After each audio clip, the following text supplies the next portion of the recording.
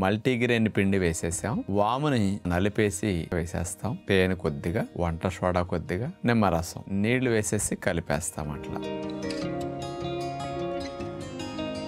అలా తురిమిన ఉడికించిన బంగాళదుంప ముద్దను ఒక బౌల్లో తీసుకుని దానికి పచ్చి బఠానీలు ముక్కా చెక్క, పచ్చిమిరపకాయ ముక్కలు, అల్లము తురుము, పసుపు, చాట్ మసాలా ఇవన్నీ కలిపేసి కొంచెం కొత్తిమీర కూడా వేసేస్తాం. సమోసా పిండిని పెద్ద ముద్దలా చేసేసి దాన్ని కర్రతో పల్చగా అట్లా చేసేస్తాం. రౌండ్ ప్లేట్ పెట్టేసి అట్లా కట్ చేసేస్తాం. బంగాళదుంపతో తయారు చేసుకున్న ఆ పేస్ట్ని తీసుకొచ్చేసి అట్లా గుండ్రంగా వేసేస్తాం. దాన్ని ఇప్పుడు ముందుగా ఇటు అటు అడ్డంగా కట్ చేసేస్తాం. అలా చేసుకున్న వాటిని ఒక్కొక్క దాని పీసుని తీసుకుని అట్లా రోల్ చేసేయాలి. చూసారుగా, రోల్ సమోసాలు అలా తయారవుతాయి. వీటిని ట్రే మీద మేగడ రాసేసి రోల్ సమోసాలని అట్లా పెట్టేసి బేక్ చేసుకుంటే ఒక 20 minutes నూనెలో వేగినట్టుగా కరకరలాడుతూ రోల్ సమోసాలు సిద్ధమవుతాయి.